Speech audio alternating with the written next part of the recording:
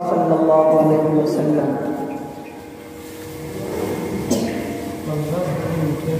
جمعیت علماء جو کی ہاٹ کے صدر محترم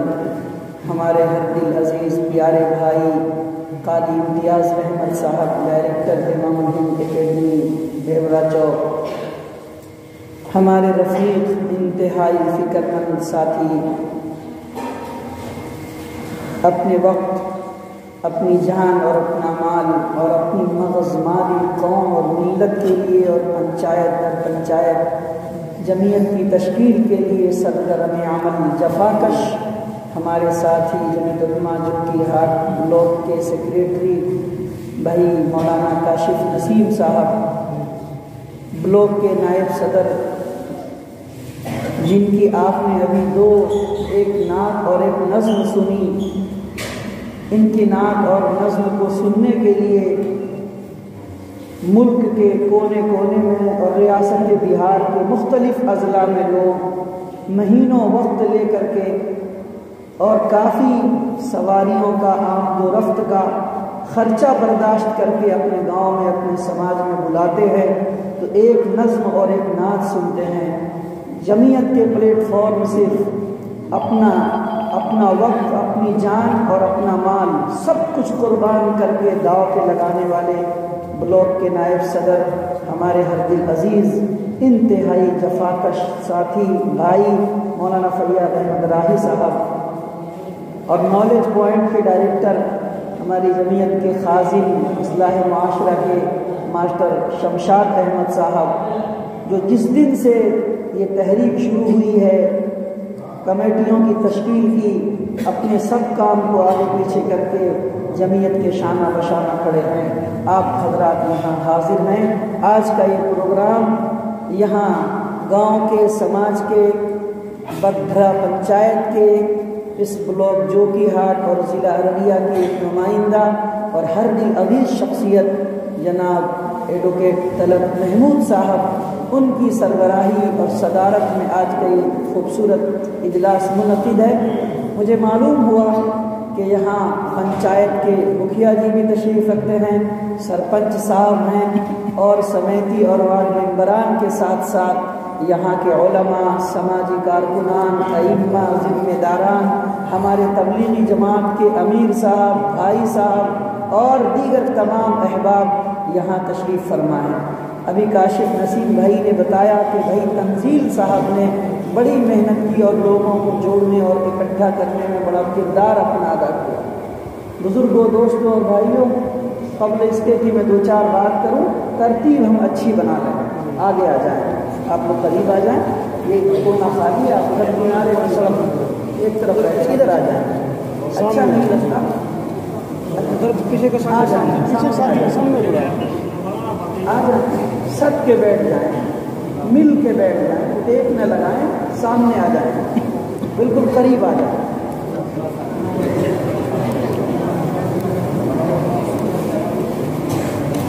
آ جائیں، تشریف لائیں۔ مسجد میں جماعت ہے کیا؟ مسجد میں جماعت ہے، چولہا چلتا ہے کیوں؟ جماعت ہے، جماعت اس کو بند کریے۔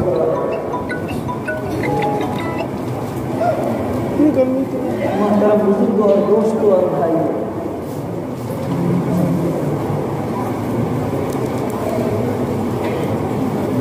میں لگ بھگ 4 روز سے سویا نہیں ہوں، انتہائی مشقتوں بڑے سفر پہ رہا ہوں، لیکن اس لیے کہ بدھرا پنچایت کے علماء، مساجد کے ذمہ داران، مدارس کے ذمہ داران، حفاظ کے ساتھ یہاں کی سیاسی سماجی شخصیات بھی حاضر ہیں، اور آج کے اس پروگرام کو انہوں نے اس سے پہلے مرتبہ کینسل کرایا تاکہ جب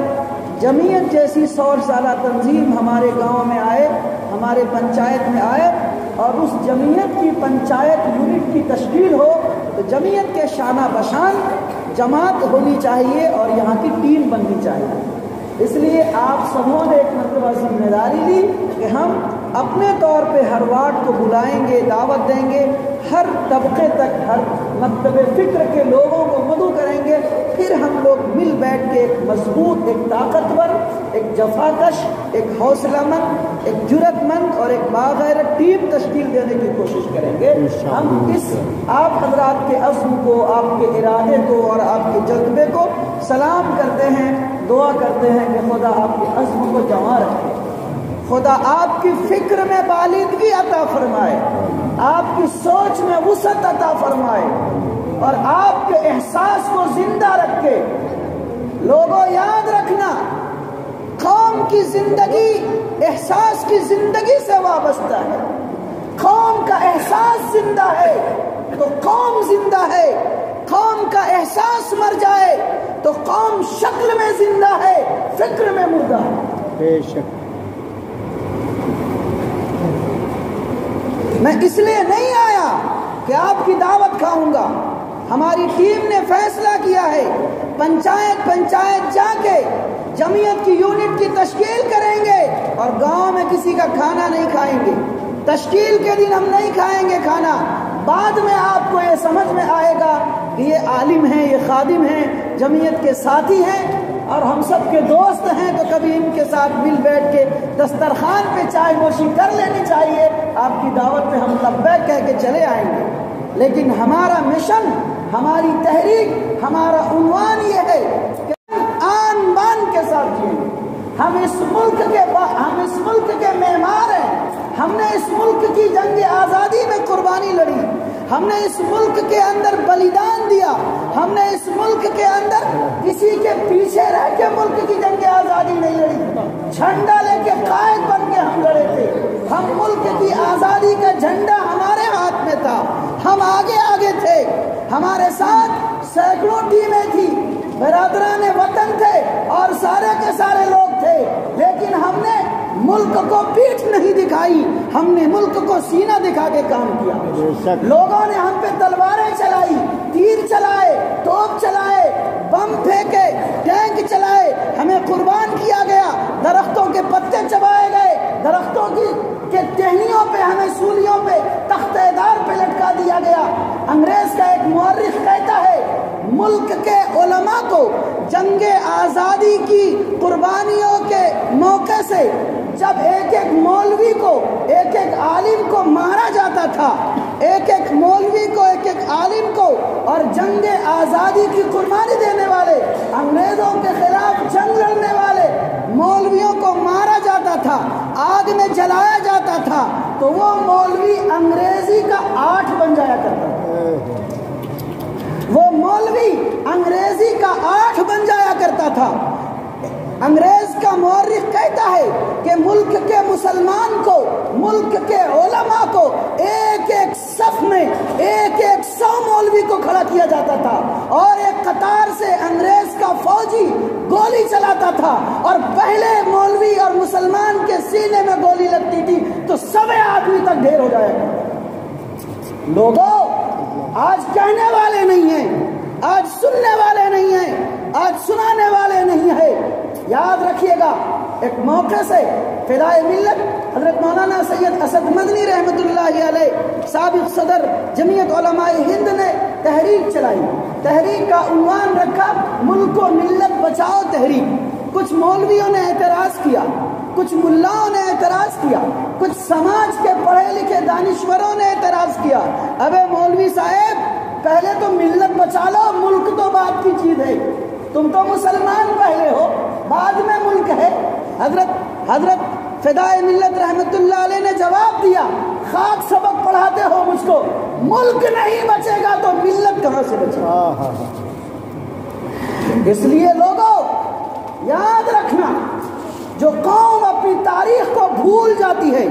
जिस कौम की नस्ल